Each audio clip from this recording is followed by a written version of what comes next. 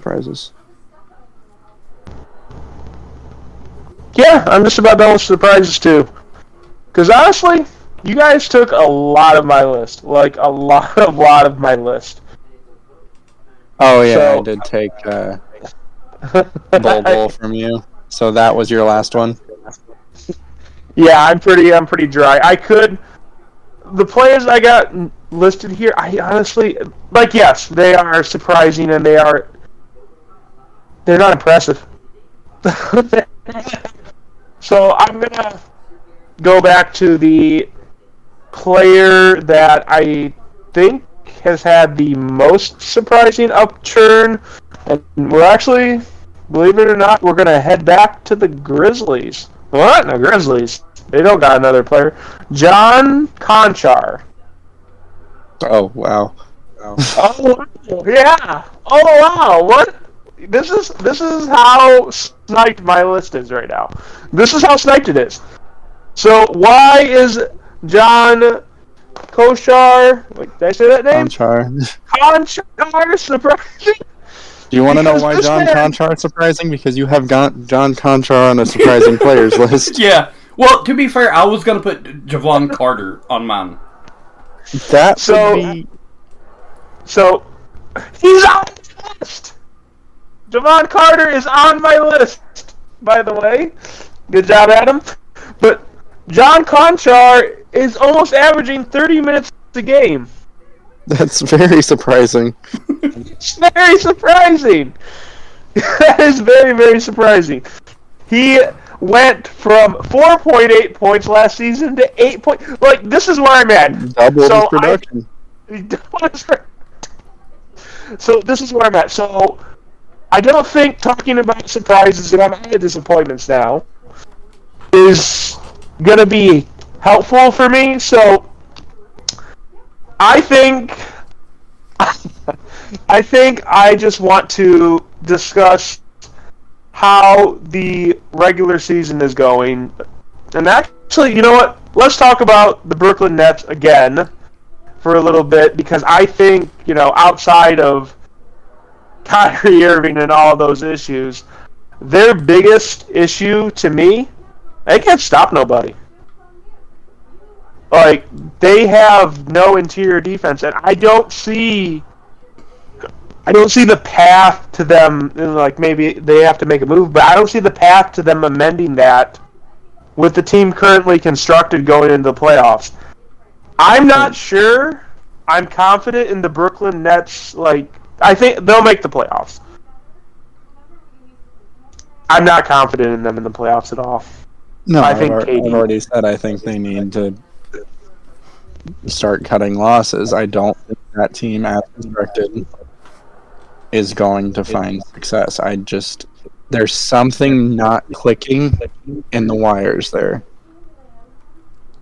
And they're all, like, Kyrie, KD, even Ben Simmons, Nick Claxton. These are all quality to great NBA players.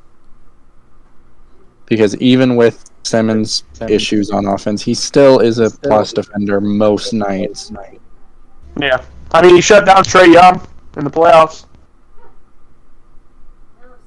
I just don't think that this team meshes well together. So, moving on from that, where do you envision...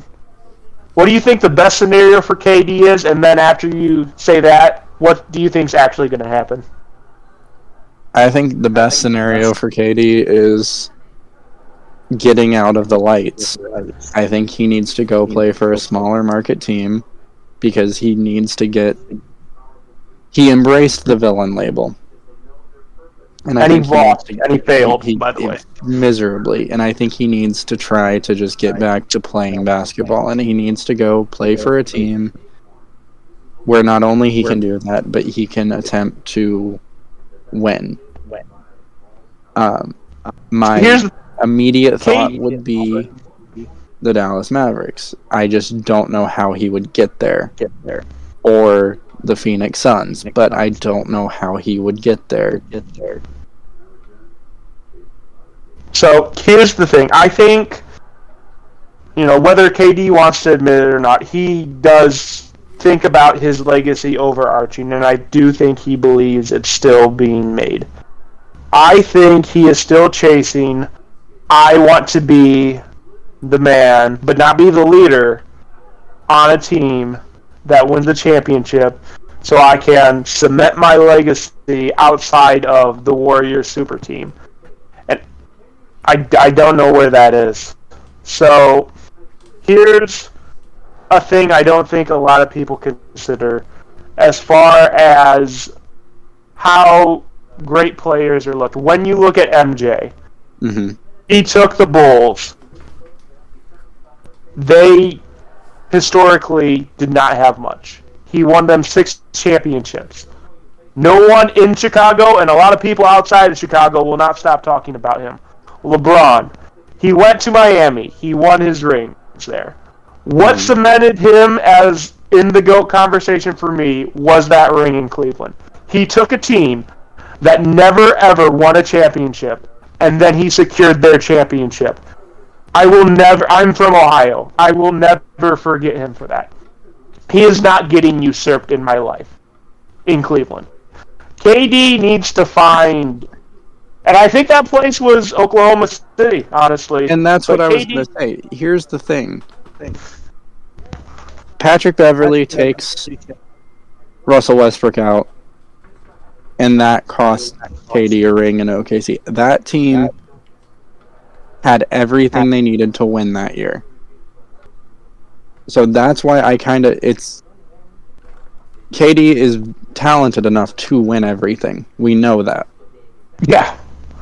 I think that year, the year that Patrick Beverley took Russell Westbrook out, I think KD wins a ring in OKC that year.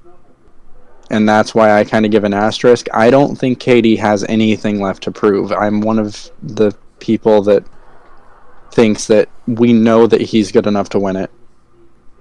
He just made questionable decisions about where he went. And on paper, again, this Brooklyn Nets team and the Brooklyn Nets team with Harden, it has everything it needs to win. It just didn't mesh. And that's why I think he needs to go somewhere where there's not all the media attention, where he's not the focus point, where he's not getting lambasted every single night. And so I would love to see KD go to a small market, and even if he doesn't win, I think it would do... Like, fans have very short-term memories. If you just give me a few years where you're quiet and you're averaging 28 points a game down in Dallas, and you're making some noise in the playoffs, even if you don't win, fans are going to forget about the villain era. And I don't think the villain era is doing him any favors in that all-time conversation. See, here's the thing about being the villain. It worked for LeBron because LeBron won. Yeah, if you can back it up. Going into hockey. Like, the reason the villain is alluring is because he wins and wins and wins and you want to see him lose until he loses. Yep. AD never got to that stage to be... Go on with hockey, sorry. I don't actually remember where I was going with it because I got interrupted and then I was thinking, and my brain's not operating at full capacity right now, so bear with me. But you're absolutely right that the villain arc works for those super talented. Like if Curry ever wanted to be the villain, he would have been the perfect villain. Because everyone wanted to wipe that smile off his face, but we all, as basketball fans, even if we're fans of the classic game, we loved watching that Warriors team, and so he never embraced it, but... I didn't. You didn't enjoy that? Like, it was such a fun team. Like, it's the same reason I've always enjoyed watching John Wall. Like, if he does something big, he's gonna dance on the floor, and it's just great to watch. But that was... We're really doing well on the tangents tonight. Yeah. And you had to. So, we're on to Adam's last uplift. And then we've got our 3 disappointments, and then it's it.